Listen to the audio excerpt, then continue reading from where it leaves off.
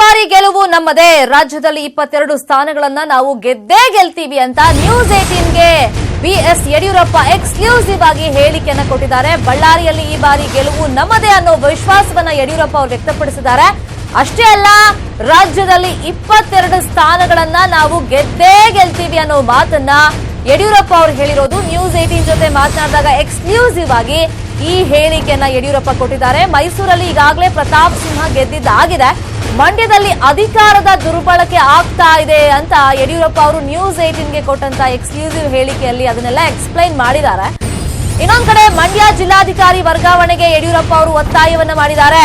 ಈ ಕುರಿತಂತೆ ಕೇಂದ್ರ ಚುನಾವಣಾ ಆಯೋಗಕ್ಕೆ ಪತ್ರವನ್ನ ಬರೀತೀನಿ ಅಂತ ಕೂಡ ನ್ಯೂಸ್ 18 ಜೊತೆ ಮಾತನಾಡಿದಂತ ಸಂದರ್ಭದಲ್ಲಿ ಯಡಿಯೂರಪ್ಪ ಅವರು ಹೇಳಿದ್ದಾರೆ.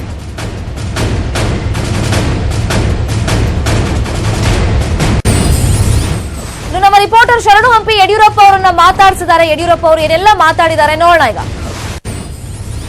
ತಮಿಳುನಾಡು ಬಳ್ಳಾರಿಗೆ ಬಿಜೆಪಿ ರಾಜ್ಯಾಧ್ಯಕ್ಷ ಯಡಿಯೂರಪ್ಪ ಅವರು ಇದೀಗಷ್ಟೇ ಆಗಮಿಸಿದ್ದಾರೆ.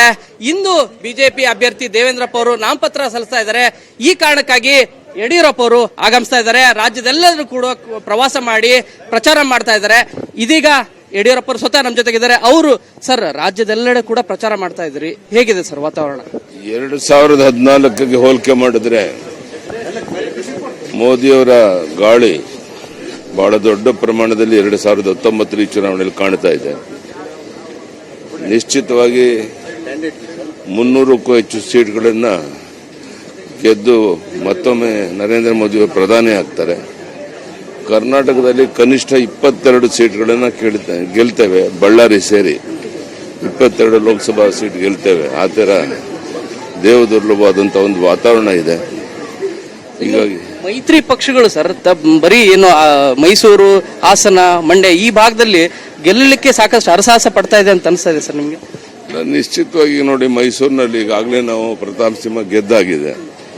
ಯಾರೇ ಏನೇ ಪ್ರಯತ್ನ ಮಾಡಿದ್ರು ಮೈಸೂರಲ್ಲಿ ಅವ್ರು ಗೆಲ್ಲಕ್ಕೆ ಸಾಧ್ಯ ಇಲ್ಲ ಸರ್. ಇನ್ನು ಮಂಡ್ಯದಲ್ಲಿ ತಾಂತ್ರಿಕ ದೋಷಗಳು ಮತ್ತು ಅಧಿಕಾರದ ದುರ್ಬಳಕೆ ಆಗ್ತಾ ಇದೆ ಅಂತ ಅನಿಸ್ತಾ ಇದೆ ಸರ್. 100 ಅಧಿಕಾರ ದುರ್ಬಳಕೆ ಮಾಡಿಕೊಂಡ್ರು.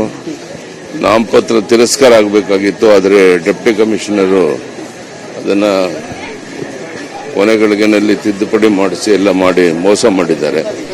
ಸೊ ಅದಕ್ಕೋಸ್ಕರ ತಕ್ಷಣ ಅಲ್ಲಿಯ ಜಿಲ್ಲಾಧಿಕಾರಿಗಳನ್ನ SP ಅವ್ರನ್ನ ಅಲ್ಲಿಂದ ವರ್ಗಾವಣೆ ಮಾಡಿ ಬೇರೆ ಪ್ರಾಮಾಣಿಕ ಅಧಿಕಾರಿನ ಆಗದೇ ಇದ್ರೆ ಅಲ್ಲಿ ಒಳ್ಳೆ ರೀತಿ ಚುನಾವಣೆ ನಡೆಯೋದಿಲ್ಲ ಅನ್ನುವಂಥದ್ದು ಪ್ರತಿಯೊಬ್ಬರ ಭಾವನೆ. ಅಲ್ಲ ಸರ್, ತಾವು ಕೇಂದ್ರ ಮತ್ತು ರಾಜ್ಯ ಚುನಾವಣಾ ಆಯೋಗಕ್ಕೆ ಮನವಿ ಮಾಡ್ಕೋತೀರಾ ಸರ್ ಚೇಂಜ್ ಮಾಡಿ ಅಂತ ಹೇಳಿ?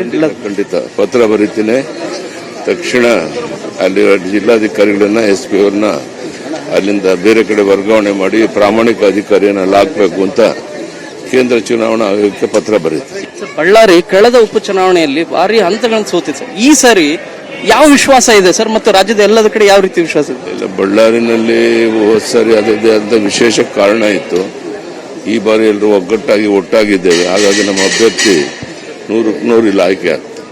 ಇದು ಏನು ಯಡಿಯೂರಪ್ಪ ಅವರ ಮಾತು. ಈ ಬಾರಿ ಬಳ್ಳಾರಿಯಲ್ಲೂ ಕೂಡ ಗೆಲ್ಲುವಂತ ವಿಶ್ವಾಸ ಇದೆ. ಇನ್ನು ರಾಜ್ಯದೆಲ್ಲನೂ ಕೂಡ ಬಿಜೆಪಿ ಇದೆ, ಅದರಲ್ಲೂ ಕೂಡ ಮೋದಿ ಅವರ ಪ್ರಭಾವದಿಂದಾಗಿ ನಾವು ಈ ಬಾರಿ ಅಧಿಕಾರಕ್ಕೆ ಬರ್ತೇವೆ ಅನ್ನುವಂತ ಅಭಿಪ್ರಾಯವನ್ನ ಯಡಿಯೂರಪ್ಪ ಅವರು ಹೇಳ್ತಾ ಇದ್ದಾರೆ.